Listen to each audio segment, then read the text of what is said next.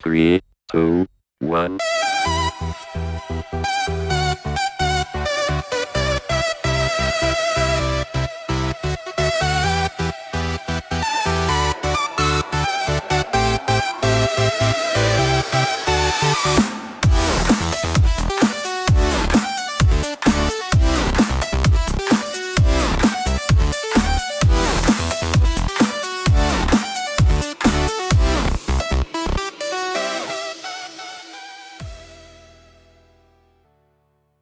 Et salut à toi et bienvenue sur Regarde dans le rétro, j'espère que tu vas bien. Aujourd'hui, on replonge dans les années 80 pour parler d'une série culte, trop souvent oubliée, mais pourtant inoubliable pour ceux qui l'ont vue. Je veux parler de Tonnerre Mécanique ou Street Hawk en version originale. Moto futuriste, action, cascade et musique synthwave, tout ce qu'il faut pour un cocktail rétro parfait. Alors accroche-toi, c'est parti. Jesse Mack, un motard de la police. Il a été blessé au cours d'une opération. Recruté ensuite par les services secrets de son pays pour piloter le Tonnerre Mécanique, engin d'une conception révolutionnaire capable de dépasser les 500 km/h. Un seul homme, l'agent fédéral Tuttle, est au courant de la fonction exacte de Jesse Mack, seul capable de dompter le Tonnerre Mécanique.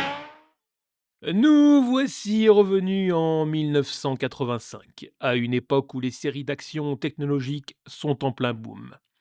K2000 et sa voiture intelligente, Supercopter et son hélicoptère futuriste, Tonnerre de feu et son hélico militaire high-tech.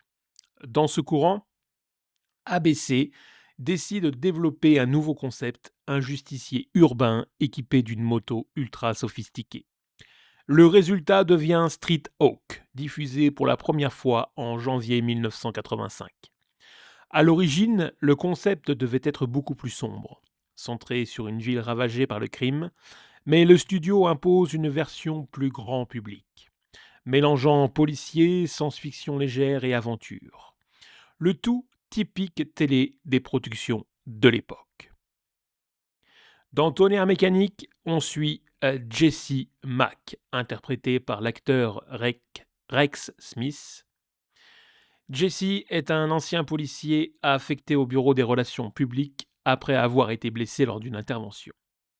Mais sa vie bascule lorsqu'il est recruté secrètement par un programme gouvernemental dirigé par le mystérieux Norman Tuttle, interprété par Joey Regabulto.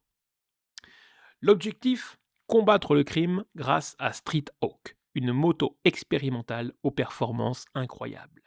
Cette moto peut atteindre plus de 500 km/h, dispose d'un mode tout-terrain, de laser, d'un système de stabilisation et même d'un saut assisté.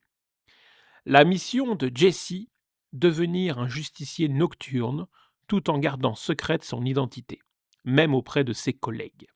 C'est le schéma classique du héros masqué, revisité version science-fiction motorisée. Jesse Mack, ancien motard de la police, talentueux, téméraire, mais marqué par son accident. Rex Smith, son interprète, est aussi connu pour sa carrière musicale et pour avoir joué Daredevil dans un téléfilm Marvel de 1989. Norman Tuttle, le cerveau du projet Street Hawk. C'est le scientifique, un peu grincheux, mais indispensable. Interprété par Joey Regabulto, il représente la voix de la raison face au tempérament impulsif de Jesse. Comme dans toute série qui se respecte, il y a bien sûr des adversaires. On va également retrouver des acteurs un peu moins connus à l'époque. On va retrouver George Clooney, par exemple, dans la série. On va retrouver également Christopher Lloyd, que l'on retrouvera dans les films Retour vers le futur. On va retrouver également Robert Costanzo. On va y retrouver également d'autres acteurs vraiment bankable dans les années 80 comme Michael Connor Gainey. Voilà un petit peu la brochette d'acteurs que l'on pouvait retrouver dans la série. Alors, comme toute série des années 80 qui se respecte, chaque épisode met en scène criminels, trafiquants, terroristes ou gangs urbains typiques des séries d'action des années 80. Rien de révolutionnaire dans tout ça. Mais c'est efficace et ça permet de mettre en valeur la moto et ses gadgets. La moto, c'est la vraie star du show. Impossible de parler de tonnerre mécanique sans évoquer la moto. Street Hawk n'a rien d'une moto ordinaire. Dans la série, elle est capable de dépasser une vitesse de pointe à 500 km/h, grâce au mode Hyperthrust, rouler sur n'importe quel terrain, effectuer des sauts incroyables, utiliser divers équipements, les lasers, les canons, les caméras haute précision, les systèmes de verrouillage automatique.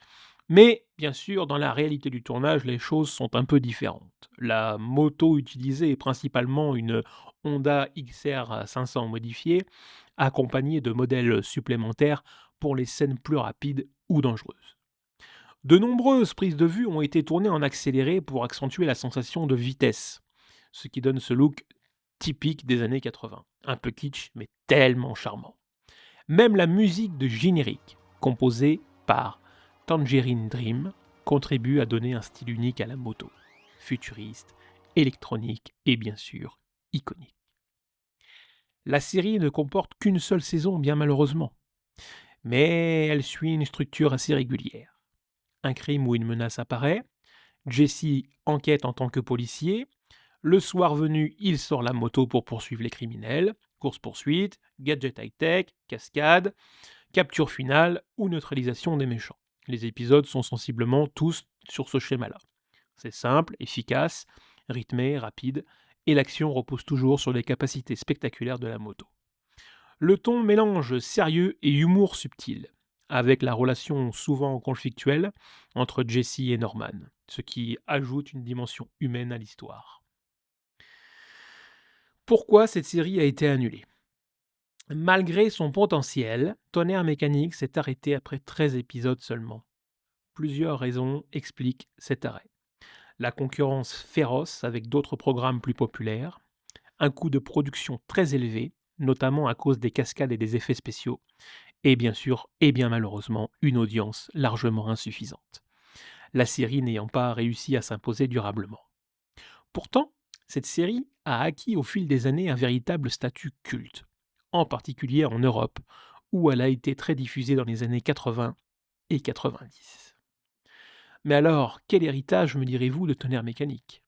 Même si la série fut courte, elle a marqué l'imaginaire collectif. Tonnerre Mécanique incarne parfaitement l'esthétique futuriste des années 80. Néon, synthétiseur, technologie fantasmée et héros solitaires. La moto Street Hawk reste aujourd'hui encore l'un des véhicules fictifs les plus emblématiques de la télévision, aux côtés de Kit ou de l'hélico de Supercopter.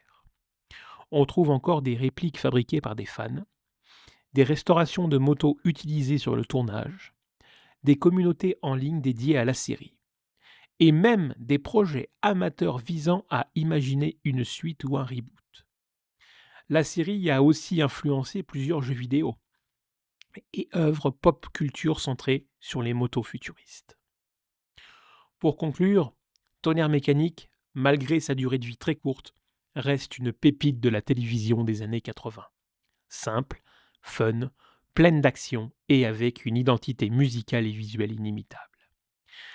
Si vous aimez les séries rétro high-tech, les cascades spectaculaires et l'ambiance synthwave, c'est une aventure à redécouvrir. Je vous remercie d'avoir pris le temps de regarder et d'écouter cette vidéo. N'oubliez pas de liker, de vous abonner et bien sûr de nous rejoindre sur notre groupe Facebook. Et surtout, n'oubliez pas que Street Hawk est l'ultime machine de la justice. Je vous souhaite à tous une excellente journée. Rappelez-vous que vous avez été des enfants. Allez, ciao, bye.